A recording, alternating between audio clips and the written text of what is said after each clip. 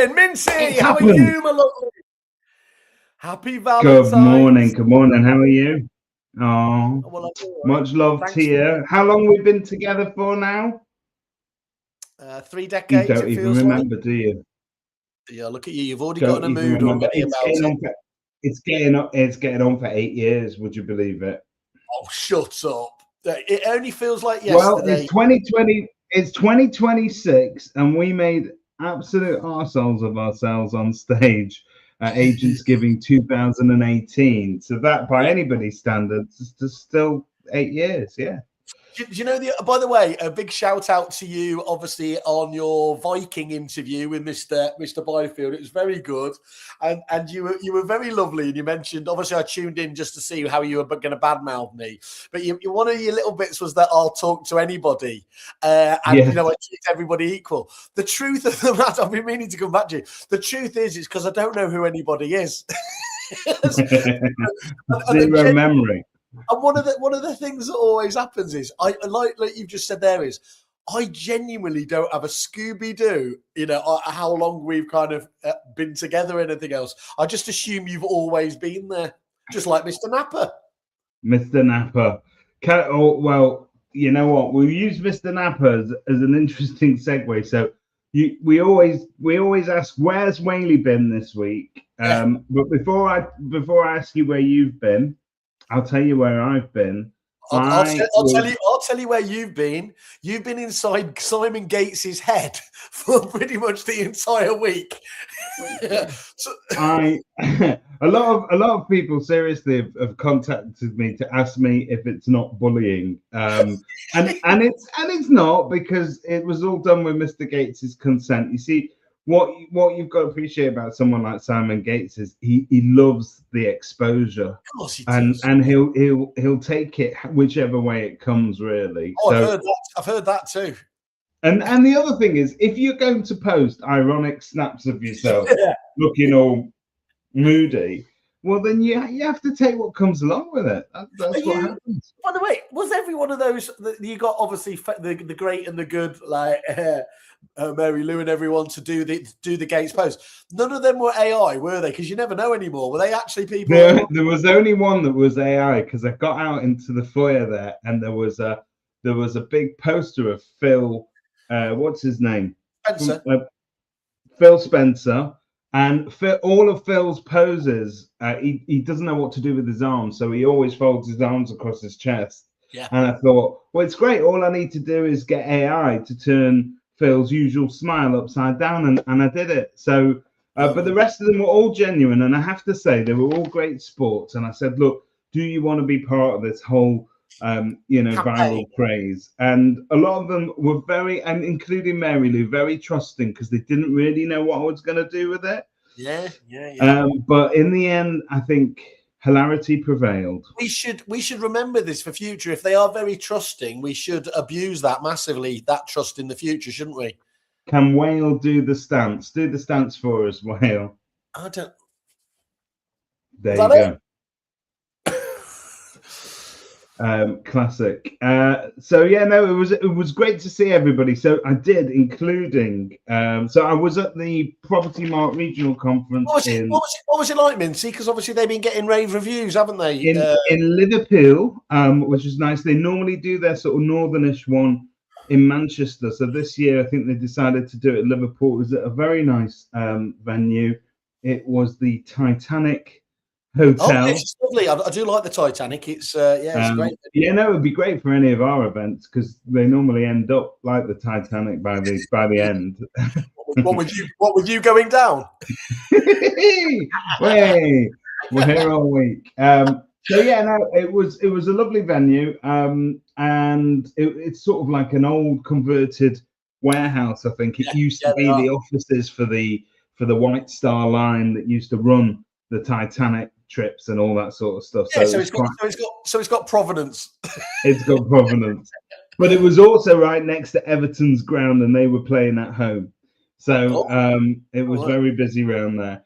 But it's a great venue, and great bunch of agents turned up. And you know what? Those regionals are actually as good a conference in a day, if you like, on a very small scale as you can get, because unlike a normal conference where you've got, I don't know, it depends whose numbers you listen to, but our numbers, Simon, we get what, minimum of 20,000 people at our conference. I think that's Yeah. the quieter ones. Yeah. So that's what the press releases say. it's a smaller crowd, but the agents that turn up are not obviously there to collect any kind of gongs or anything like that. They're there just to sort of learn. And the supplier hall, the supplier hall is it's well populated with different suppliers, but it doesn't feel kind of sensationalized, and it wasn't sort of not hard sell. Yeah, not hard sell at all. So I think there's more chance for more intimate conversations with the agents, which was interesting. I got to catch up with the likes of Adrian Napper, who always puts a smile on my face. He's just one of these. He's now one of our characters that turn up to conferences, and he's always learning and always doing something. I learned something new about Adrian Napper. Did you know he's a councillor as well? I did not know. He's a local politician. So he has taken that whole thing of digital mayor to the next level and actually become almost like the local mayor over there. I mean, to be fair, I think I've only ever spoken about myself to Adrian, as quite often happens. Of what particular variety? Is he an independent or is he a conservative? Do you know what? I didn't ask him about his politics. I just assumed, because all the videos I've seen him was of him doing was actually quite helpful. That he didn't work for any of the main parties. And that he was independent, but maybe Adrian can tell us. So that was interesting, because I think that's also an interesting thing. If you are an estate agent and you're a local politician in your community, how much more connected to your community can you get? That's amazing. Well, you obviously saw me wanting to obviously pigeonhole him straight away and obviously mark him down. Do you think, though, that could, if you were with the Mr. Napper has released a statement just to say that he's not with Russell Quirk. But do you think it'd be interesting to understand from him there? Would it polarize people if you were in the wrong party? Interesting. What reaction you'd get, Adrian? Do you think you'd get sort of knockbacks if you did turn up at people's door as a reform councillor? When you come to value their house, would they kick you out if they disagree with your politics? It's an interesting question. So Mr. Napper, I saw a host of other people as well. I caught up with Rightmove. Christian Bolshan was there. Yeah, the lovely. He's a very sensible man, and it's interesting. He wasn't sensible the week before when he missed his last train home. Well, no, I think you always have a bad influence on him. I spoke to the lovely Nicola Broomham, who is very much back in business with recruitment. So her and her husband Paul have set up 2.0 recruitment, and they are they're I think Paul is doing consultancy to a state agency, and Nicola, of course, is doing recruitment, and they're working together, which is cool. If they think they can make that work and still like each other by the end of the week, then good luck to them, is what I say. But it was great. If you can't do it in this week of all weeks with Valentine's, when can you do it? So that was interesting. Who else did I catch up with there? The fellas from Propo, who do some interesting stuff with property data. Kieran was there. Got a lovely hoodie top from him. And there was a bunch of other people. There was only Jason Lee, obviously, from Property Mart. We were talking about their Advantage package and various different meetings we've had with them. So that was quite interesting. And the only person I didn't see who was notable by their absence was poor old Nathan Emerson. I think why? Didn't manage to make it to Liverpool. I don't know why. I'm not surmising that he doesn't like Scousers. I'm just saying he wasn't there. You're putting it out there. Adrian's just come back. Here we are. He's the Labour Cooperative Party. Interesting, Adrian. And then the bit I love here, I have done with the BNP supporter. He told me to get out of his house at evaluation. Well, that's good. They don't Oh deserve. So I did also. So I've got to tell you, they do this really interesting thing at the Property Mark regionals, and Jason Lee takes great delight in doing this. So what they do is they get all the suppliers to line up in almost like a big conga line, right? Okay. And all the delegates are sat down, and Jason's on stage, and he begins to run the Benny Hill theme tune, right? What? You know that? David, it's my ringtone. You should know that. Okay, well there you go. So he plays that music, and then he'll say, "Right, I'd like to welcome on stage Simon from PropTech to the stage." That's a great name. You should register that, by the way. To the stage, and you'll go up, and you have literally 30 seconds to give your elevator pitch of why you're there and why people should come and see you.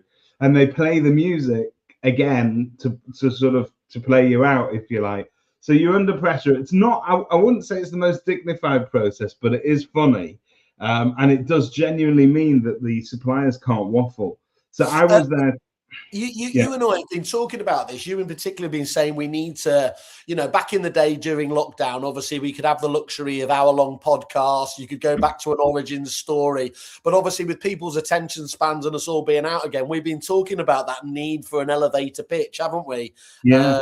So I've got to say the Property Mark regionals nailed that. I'm not sure all the suppliers love it, but they get their time on stage and everybody gets it. So I was there to do a sort of a mini pitch for the Property Mark Trust. I believe you took a minute and 5 seconds, unlike you to be overly verbose.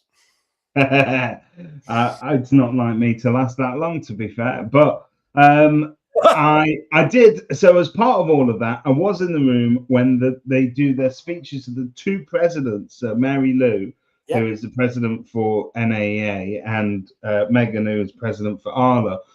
Do like a little pitch, and they're excellent. You can imagine they have to go around the country doing this pitch everywhere.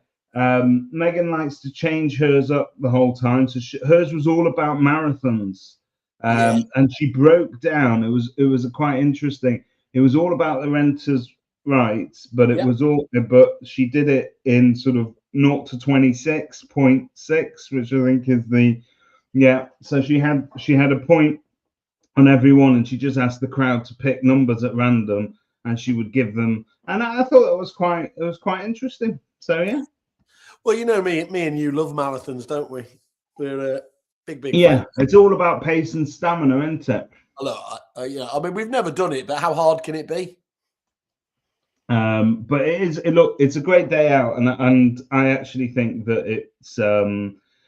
They do that very, very well, and it feels like their members do actually get quite a bit of value from it. So it's one for the rest of us to copy.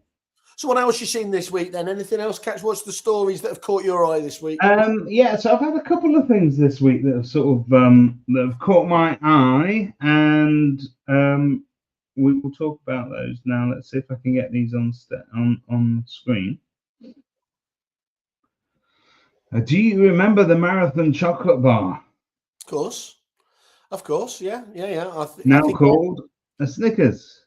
Yeah, I'm not a man who enjoys his nuts in chocolate though. Those are I'm perfectly fine. That sounds terrible.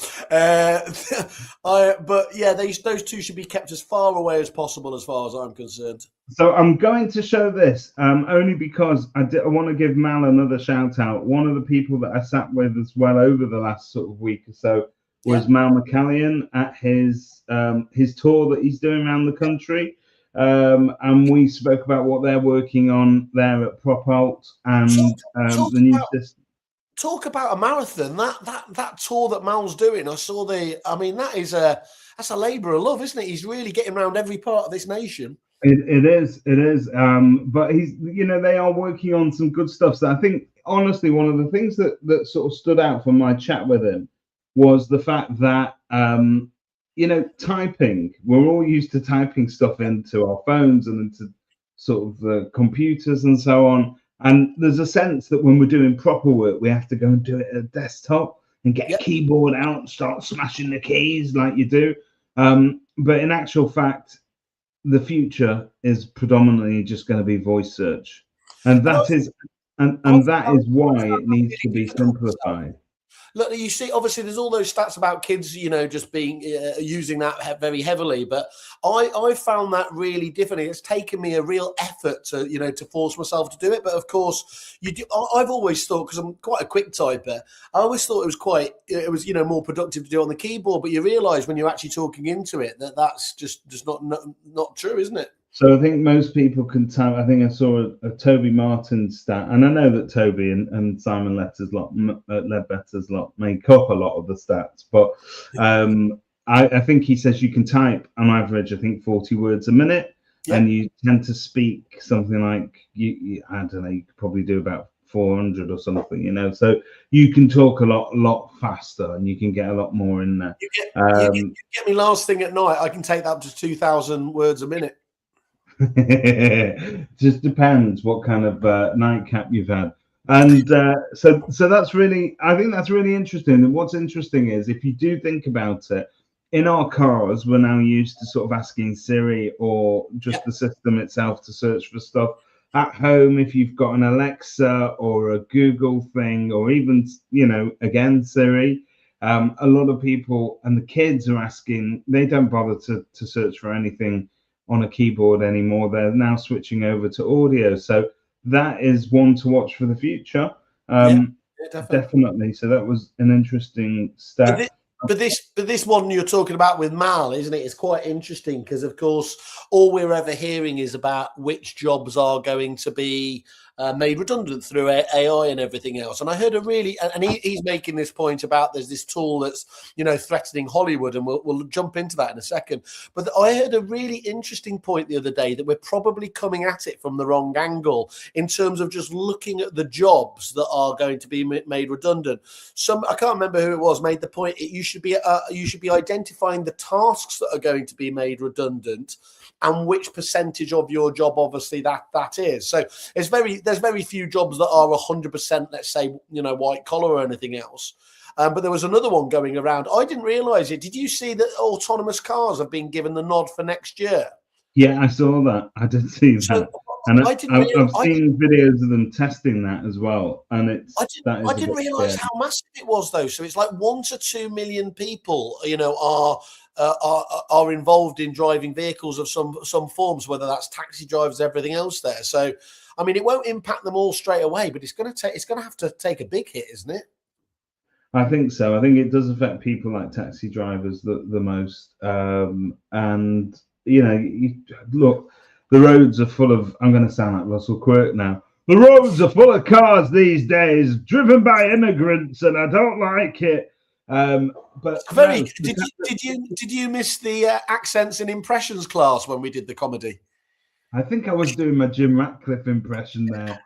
The roads have been colonised by immigrants. Colonised, yeah. On that note, how atrocious is that? Honestly, it's just a lot for as they said, 23 players or whatever else are immigrants, and they've colonised United, and sit back in your Monaco castle, mate, and just leave it to yourself. So this is what Mal sent over. Video of the week: Brad versus Tom. There is a longer version of this. I'm going to play it.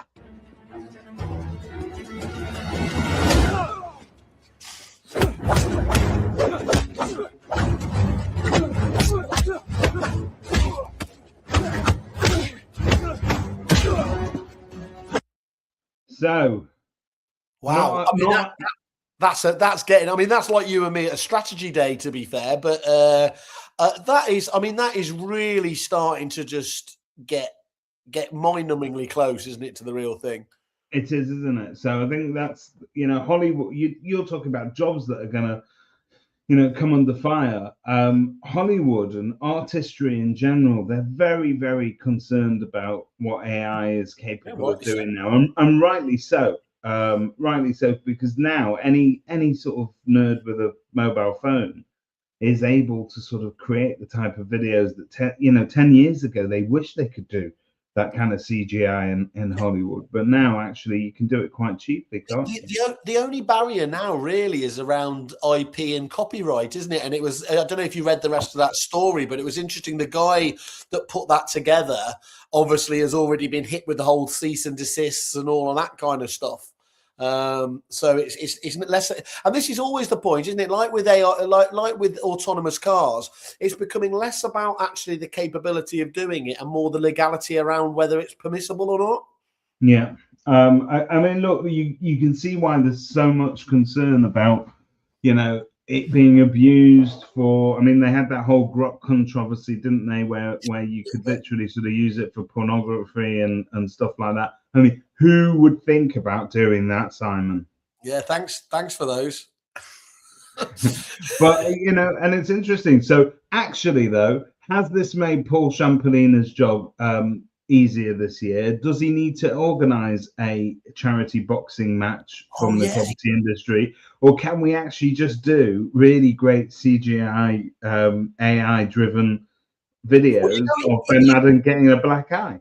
You've heard me saying this, haven't you? Me and Quirky were going to go hell for leather in the ring until Paul called us up and said, "You're not doing this to take the piss, are you?" And it was like, "Yeah, that's absolutely what we're about." So, but yeah, maybe that's the way out of it. There, we could raise a bit of money.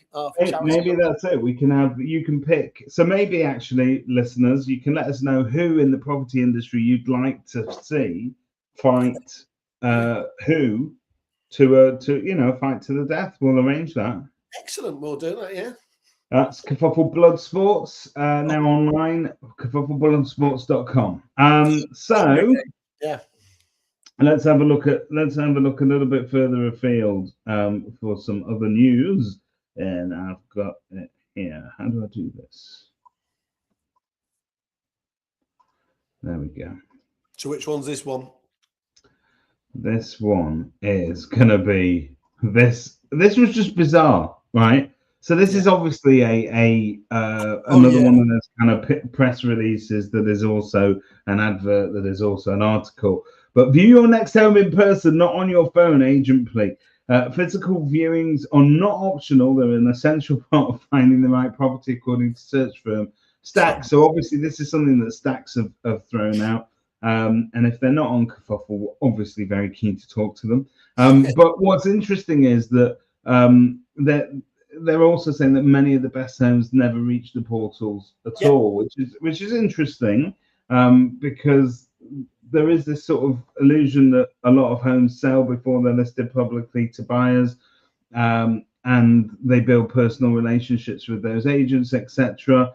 I don't think, this is my own theory, I don't think it happens as often in this marketplace as you might think. I think that will happen in a very, very, very good market. So, I don't know, 2 or 3 years ago when we were coming out of COVID, maybe 4 years ago, where everything was just selling and people genuinely were clamoring for stock.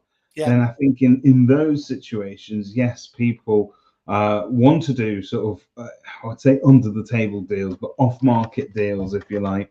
These days, more often than not, after an agent has effectively exhausted, I don't know, maybe 2 or 3 buyers that they might have, it's then ready to go out on the market. And there's always this horrible kind of, I think it's also this horrible, you set yourself up to fail sometimes by trying to do an off-market deal. Because if I came to you and I said, Whaley, you think you're selling your house? Great, I've got some buyers, and you don't even need to put it on the market.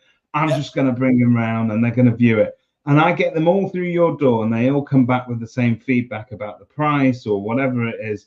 If you're super sensible and I'm a super sensible agent, we'll sit down together and I'll say, Whaley, look, market's spoken. We've now spoken to all these buyers. They all think it's only worth 700 grand and your hopes of getting 950, I'm sorry, but we're not going to be able to do that. There's a lot of ifs in there, isn't there? Yeah, but you're going to feel that your property hasn't really had market exposure, that it hasn't been tested. So you're not going to take my word for it. You're going to insist on going to the market, but you're also going to already be a little bit disappointed in me as an agent because I've kind of had my chance. I've shot my wad and it's not worked. So I think you may go with a different agent. So I always feel those off-market proposals are very difficult to put together. But look at as ever, you always question the source, don't you? So my understanding, Stacks they're buying agents, aren't they? So by definition, this is going to be it would be really interesting to understand where they, their comment that most most properties are off market. Yeah, I mean, so Claire Cood, their regional director, says many of the best homes never reach the portals at all, selling before being listed publicly to buyers who have built personal relationships with local estate agents, or those who have used buying agents. However, right, I honestly think that most good agents are going to show you the houses that they've got. And if you ask if they've got anything else, they'll try and match you to whatever it is. We're keen to sell. We're not being exclusive for the sake of it. Isn't it a lot like, though, sort of on the market, what do they call it, the early bird or whatever else? Lots of people have been trying to, educate to go 24 hours, 48 hours. Some people do confidential. I think Wilkinson Grant do a confidential. So my question back to you there is that an interesting one in this, again, ubiquitous AI age where everything's all information available at the touch of your fingertips or whatever else there. Is there going to be a drive to try and take more of this stuff off the books, as it were, to retain that human kind of, the expertise about you being the expert? Yeah, in a way, you might try and stagger the release if you like, and so I think strategy is a good one. If going back years ago, Perry Power used to have a whole thing about what day you should bring a property to the market, what order it should go onto the internet. Does it go on your website first? Does it go to Rightmove? Do you put it on socials? Are you actually not going to tell people where it is initially? You're just going to do like a super secret early bird and see where it goes. But going back to this article here as well, and so I think to answer your question, yes, absolutely. I think in this AI age, we are going to have to think about how we throw things out there. Ultimately, though, agents are always going to want to have it online eventually because you need that footprint of your success. I want to be able to say that I listed and sold Whaley's house. If I keep it a secret, nobody knows I've done that. So it might be good for you, it might be good for your buyer, but it does nothing for the agent at that point. So I would argue that the agents are always going to want to sort of bring that out into the open eventually. So it's just a matter of what order they do it in.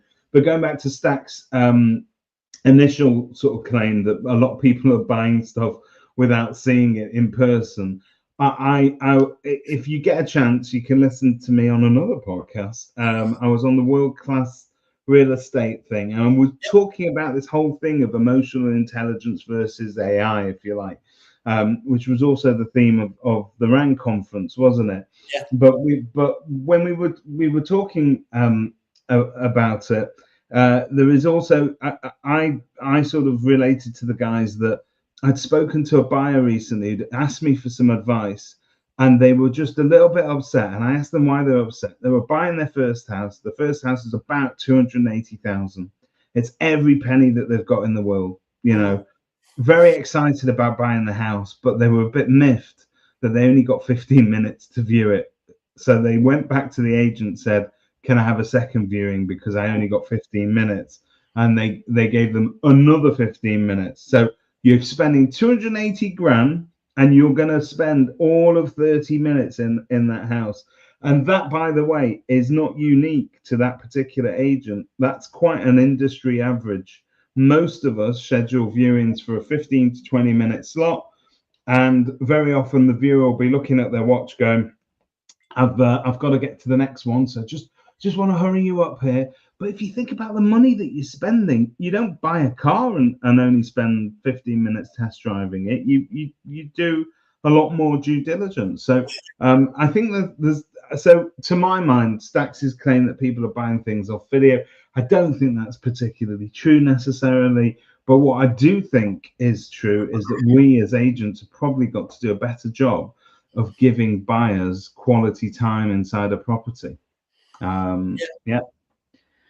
And Peter, I love this market. We're not chasing the market down. We're repositioning to get in front of it. Yeah, nice positioning Well, statement. Peter, who's raised a couple of goalkeepers, knows about getting in front of stuff. Look at you. Well saved, eh? Yeah, impressive stuff. So that was an interesting story. This one really sort of, I think, made both of us smile. Oh, is this the car one? Yeah. This is a parking route. Sparks cheeky estate agency campaign will get you closer to your asking price than our staff can get to the curb. So I'll just read out the header. A Canterbury estate agent has turned the online pylon into a viral marketing success story after one of its cars was photographed parked on double yellow lines and shared on Facebook. Charles Bainbridge estate agent's Pink Mini was snapped in Castle Street, prompting more than 200 comments as motorists accused the firm of inconsiderate parking. Critics said that the car was blocking access, whilst others pointed out that the agency has a Canterbury City Council permit, which allows this sort of vehicles to park on double yellow lines. Quick thinking agency director Andy Wicking immediately reposted the photo as a tongue-in-cheek ad with the strap line, "We'll get closer to your asking price than our staff to get to the curb." And it's racked up more than 500 likes and a flood of responses. And I just think that kind of stuff is brilliant. Look at two things you got to love. Obviously, it's got everything. This story, hasn't it? Car parking. It's got a pink car, which obviously we love. But the follow-up story, first of all, as well, I like to think that he had that photo taken just for this story because it's like it's a perfect little. It's the cat that got the cream. Yeah. And there's his second statement there: parking skills, negotiation skills. Guess which one we take seriously? It's like I mean, this has Ryanair, doesn't it, or Paddy Power kind of all over it. It does. And you know what? They're nice people, clearly, because Wicking told Kent Online, "We started as a wave of criticism, was turned around with a bit of humour, perspective and calm, and the response to that shift was overwhelming." He also promised the agency would donate £500 to mental health charity, the Canterbury Umbrella Centre. How nice is that? That's a 10 out of 10 right there, isn't it? Yeah, I love that. That's really, really good. So quite like that one. Right, something else that caught our eye this week. Let's have a quick look.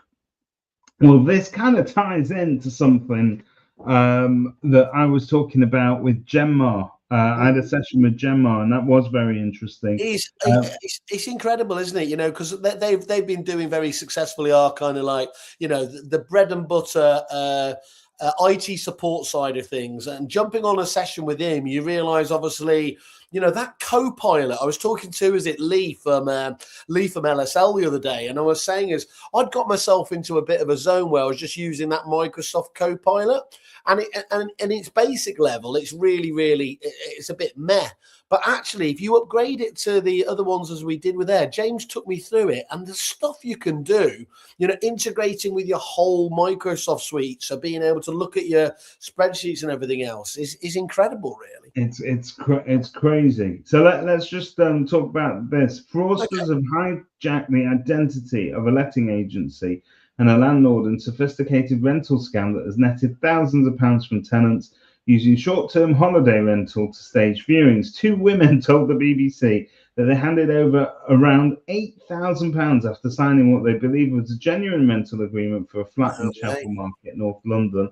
One went to an in-person viewing of the property, while the other joined on a video call. To secure it, they then paid a 6-week deposit and 3 months rent up front. When they arrived at the flat on moving day, however, they discovered that from the cleaner that it was actually a short-term holiday let. And the pair said that the individuals that they dealt with, both in person and over the phone, seemed very professional. And so that's a fairly basic scam. And I guess the reason it caught my eye is it combined with what James and I spoke about on that webinar, and you can catch it because we released it on Friday. It's really good. If you think about it, a lot of the stuff that we use now, you've got. And this is why coming to talk to us at Kerfuffle is going to be more important than ever.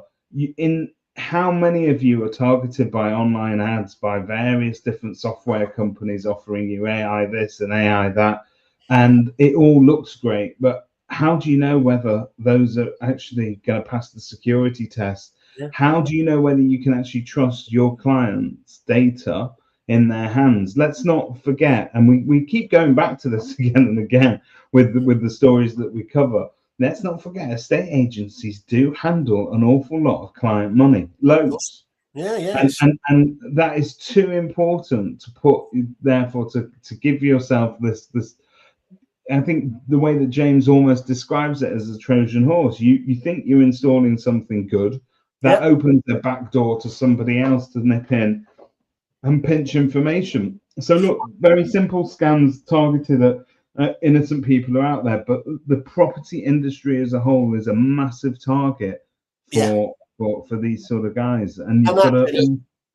And look, obviously, we've got Josh on here from Repeat, they were talking about, and I heard them at the LSL conference, and they were talking about, it's all very well looking at all of these different sort of features and everything else, but looking at the security and the structure side of things is the first point, because you're hearing more and more of these cyber blackmail kind of things going on. Obviously, very prevalently, that 120 office agency were obviously exposed to that. And I said to everyone, I mean, I think it happened famously in the conveyancing world, and a few of the other conveyancers almost took a few sort of cheap shots at it. I was like, keep your head down, unless you're, if the biggest companies out there with, spending all this money are obviously getting hit with it, they're but for the grace of God, isn't it? And so I think Josh is obviously, and the Repeat guys have been absolutely correct in terms of that. But what's interesting about that story, and we were going to contrast it, I think, with that other story about wet signatures, weren't we? Yes, we were, yeah. And it's interesting, isn't it? So wet signatures finally being available to be able to do the whole element of the sale. And so nationwide, Trailblazers digital signature. My God, how long have we been waiting for this? But UK's biggest building society claims a milestone has been achieved in speeding up the home buying process by allowing qualified electronic signature. In 2026, ladies and gentlemen, we finally got around to getting an electronic signature for a mortgage. That's just amazing. So Nationwide has become the first lender to allow it. It is, but just go and of course, you and I, I think we saw this story first, we said, look, that's crazy, we're celebrating that, and it should be celebrated. But actually, to go back to it, it's not hard to see why people have been dragging their feet with that previous story, isn't it? The more you make it digital, I mean, obviously, you're hoping that you can make it even more secure by going digital. But when it's open to abuse like that, is it any surprise? It's true. I think there is a distrust of that, and I suppose if you were borrowing a lot of money, would you insist on sort of going into your solicitor's office, signing a piece of paper rather than returning the wrong agreement? We've all had, there's been other scams, haven't there? So agents will know about the scams where people intercept emails for completion funds and basically send an email from the solicitor to the client that says, hey, Simon, that house that you were completing on Friday, everything's good to go. Just want to let you know, we've had a bit of a last minute change in our client account details. Can you now use these new details instead? Yeah. And you send over your deposit and your life savings to that. So now obviously solicitors are not accepting that directly. They're asking you to call the office to verify details and all that sort of stuff. So it is murky. It is murky, but I would argue that we should be able to get to a safe place in the industry where we can get rid of the wetness around signatures. We were promised that blockchain was going to be the solution to this, weren't we? How many times have we heard about it's the most secure sign? And actually, a bit like maybe the first iteration of QR codes, it's taken its time, as far as I can see, to really deliver on that. And I see what you're doing here, by the way, Mr. Lawrence. Lots of scammers out there. If you get this product, you only need one instruction from it, and it will pay for the whole month. I see you, Peter. I know exactly what you're trying to do there. But I think we're having a strategy day on Tuesday, and we've put on the agenda, because I threw it in after my chat with Gemma. Genuinely, one of our focuses at Kerfuffle going forward is going to be more on do suppliers pass a minimum test in terms of the security of their products? Yeah. You know, what are they using? So how can we recommend products to estate agents if we don't know that they've not been properly checked out? So I think that is now an increasing concern, isn't it? There's many forms of security, isn't there? There's the security of will the product deliver. There's the security about will the company be there and everything else. Correct. Well, you know, ARPM was a classic example on the face of it. A fantastic service, outsourced, obviously there, but when it hit the rails and it left people with, you know, their obviously their. Well, you see, ARPM were set up and they were quite far away down the line. What you might find actually with some PropTech products, particularly with AI stuff, is that these are companies that are trying to prove concepts still, and that they're still effectively in beta mode, but they need a critical mass of people from any one particular industry in order to say this works for estate agents. So they need a certain number of estate agents to sign up to it. And I think at that stage, if you were to sit down these companies and say, why are you doing it? None of them will tell you, well, we care about estate agents and delivering them quality leads, and we just want to make their lives easier. What they'll tell you is, if they're honest, is that their exit is to build this up and flog it out as quickly as possible. And I think you're bang on there. I think that's where the danger is, that people actually. I caught up with John Paul, obviously, of Prospector Pro fame, and, you know, obviously that's a very exciting project. And I think one of the things that I do almost by default, obviously, you've got all that wonderful AI stuff helping you do more calls, gamify it, obviously give you openings. But one of the key elements of it as well is, just like we do when we're recording with Fathom, all these different tools. The whole element of Prospector Pro is that you have full access, obviously, to the conversations that your team are having with the public, so you can spot red flags as well. And I think that's that's certainly those guys. And then who was it? CRE as well. These guys are just coming on board with us. I saw them at the Guild conference.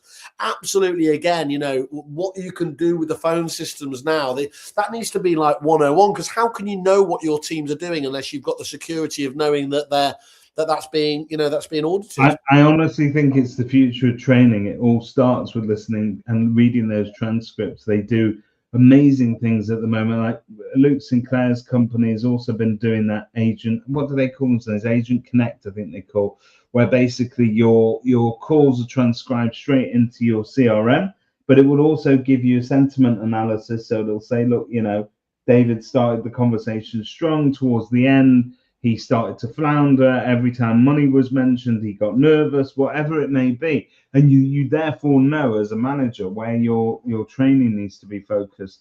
Some interesting comments here. Peter Lawrence, everyone will have a Credus wallet on their phone or something like it over the next 5 years. Exactly what they said at the Kerfuffle conference last year. What a great conference. And if you haven't bought your tickets for this year, then it's a must with what is lined up. I don't know how much you had to pay, Pete, for that, but that's amazing. Technically, we do need to release the tickets before doing, but that is actually actually just on that. He's given us the leeway, and thank you for putting that up, Peter, like I asked you to. No, I didn't really. But we went down. Me and Sarah obviously went down to see the ICC, the International Convention Centre. There, I am telling you now, that as a venue has everything. It's got that wonderful. I think one of the things you and I have loved about the women in estate agencies. You've got that in the latest venue. You've got that wonderful kind of auditorium feel to it.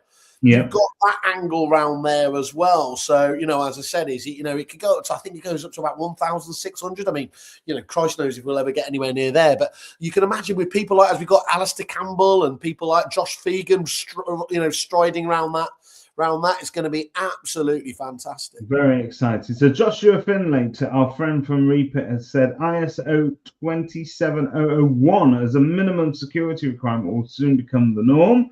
And he must be right, because Louisa Fletcher is seconding that. ISO 20071 is the benchmark for security standards. So if PropTech has the ISO count mark, you're in good hands. So do us a favour. Now that we've obviously just learned about this the last 2 minutes. We're going to Google that. Google that, and can you get it up on the website saying we're enabled with it as well? So actually, James and I discussed how we are going to alter some of our processes behind the scenes at Kerfuffle, just to help us to vet those suppliers a little bit more. But that kind mark is very much something that we're going to be looking for. But particularly when it comes to AI products, because those are the ones that tend to be quite, sort of, they come and go, don't they? What we haven't seen yet, which is the really terrifying bit, is obviously they're just starting, but throwing AI behind, cyber hacking and everything else there, that when you talk to the likes of James, these people who know about it, you throw quantum computing around with AI as well, and it's absolutely terrifying. She's absolutely lovely, Louise, and I had an amazing session with her on there, and by the end of it, I felt like blowing my head. Some of the stuff she was highlighting to me about new rules and everything else is absolutely incredible. We're talking about a whole project going forwards that she's brought to our attention, and of course we will, as we always do, hold on to the coattails of success as much as we can do. So yeah, I'd urge anybody to get in contact with Louisa if they're interested. So we've only got a few minutes left because I've got to go do some karate picking up. Yeah, I know you love your karate. And if I'm late, Kato will get me. I love that idea that that bullshido, whatever they call it. I love the idea that you're just there taking out kids like sort of Steven Seagal. Come on, bring it on. The one thing we were going to talk about was selective licensing. Yeah. Which I think is a topic for next time, because I think it's a bigger topic. There's been a lot of criticism about selective licensing and the amount of money that it nets in for local councils, the pressure that it puts already on a population of landlords that feel very, very much persecuted. And does it deliver any kind of value to the actual tenants, or does it just fill the coffers of local government? So I think we should cover that next time. Can you tell us where you're going this week, what you're doing, what you're looking forward to? I'll give you actually just a couple of things from last week rather than this week, because it's honestly, we've had such a brilliant week that this is. I mean, first of all, we saw that obviously that Valpal and Iron Property coming together. I think what Valpal are doing, their Valpal Pro products, really, really interesting in terms of tying together, and just that, again, wanky phrase, but that whole ecosystem that Iron Property are just building on there, that having all your eggs in one basket is really, really exciting. Did you see Iron Property are promoting a National Estate Agency Day? I love this idea. 26th of February. I was gutted when I saw it, because I was gutted I didn't come up with it myself. Yeah. I do like. Do you feel validated now? I honestly, I feel like we've got a national holiday just for estate agents. I'm not sure any of the public are gonna celebrate. I do want to see how it's received by them. Oh, I'll tell you what. Well, let's get in quick. Let's get our National PropTech Day in, because if you can't beat them, join them. It happens to be the same day as the Kerfuffle conference, but it's a great day to have it. That is a great. So if we do that and we make out it as a national holiday, we've done it, haven't we? Another bank holiday. Tell you what, though, I had an amazing catch up with Brian over at Akaboom, and we always talk about one of the big challenges that obviously suppliers face is that agents obviously think that they know what once they get to know a company, they think that's how it's always going to be, and we always talk about it's quite difficult to break people out of that kind of lethargy. And I thought, we use Akaboom ourselves, don't we, for our proposals and everything else. But I caught up with him the other day. Here's a couple of stats that just makes you realise why you need to stay in contact with those key businesses you've got an eye on. And, of course, talking to us whose job it is to stay on. Let me give you a couple of stats here he gave me, which blew my mind. The sooner you send a proposal, the more likely you are to win. All fairly obvious there. But sending a proposal within 6 hours gives you a 73% higher chance of winning compared with sending after 24 hours. I mean, you hear these stats, don't you? But when you hear those stats backed up by the it makes perfect sense. If you think about the psychology behind shopping carts, online shopping carts, where people put stuff in the shopping cart and then they go on and they move on to do something else. And there's a whole business in trying to wake them up and say, hey, Simon, you put something in your shopping cart. Do you want to buy it now? Because you're going to miss it. And it's the same thing, really, when you go and see people. People expect things instantly. They make decisions more quickly that way. But yes, it's a big move who you instruct on your house, but I think speed helps you to stay front of mind. But here's, the wonderful as well, having more transparency and data to act on. But the second bit was that wonderful thing you get in Akaboom that tells you when, a vendor's or potential vendors looking, at the proposal. And he hit me with this one. A homeowner viewing their proposal a second time increases the chances of being instructed by 30% over a single view. And if they view a third time, it goes up to 92% likelihood of being instructed over just a single view. So that think of the confidence there, whereas we always critique people, as valuers that are so quick to drop their fees even before being properly challenged there. Having that in the kit bag, knowing that actually these guys are really, really serious as well, I just think is really good. So again, I think there's loads on that, and I think it's also useful to think about what you put in the proposal. So yes, you can get it in front of somebody quickly, but what is it that they are going back to see that second and third time around? Yeah. What is it that makes people want to look at it again? So yeah, think Can about I flag it. 2 companies there to keep an eye on? We're obviously always getting, every week we come across new companies. So the wonderful, and I can't believe I'm saying this, but a magical lunatic, Taylor from Tappy. So, obviously we saw him, didn't we, the night before EA Masters, and he almost wrote me off. But these guys have come over. I think they've got over 60-70% market share over there, kind of fixed flow style, obviously, in terms of what they're about. And they're coming to the UK. They're going at it really seriously. Some of the stuff they've been highlighting that they're bringing to the market is really, really interesting. So I'd get them very much on there on the watch list. And then the other thing is, I don't think I've even spoken to you about this. Have you heard of Deployer IQ? No. No, so there's two. Again, you know what? One of the most sickening parts of our job is talking to really young, really talented, brilliant people, and we have to sit there and sort of like, these lads are like, they're kind of like the Oxbridge candidates, Tom and Sam over there, throwing in AI over the top of obviously web activity. So what people are hitting on your website, a whole layer there, which of course people are looking at. So as I said, early days, I've only just started trying to get my head around it, but I think both of those companies are going to be very firm targets for 2026 in terms of a watch list. Adrian Napa should also be put on a watch list, just a different kind of watch list. There we go. That's how we're ending the show this week, the same way we started. Have a wonderful week. Yeah, you smash those kids up at karate, yeah? Take them out, matey. I'm on my way. All right, take care.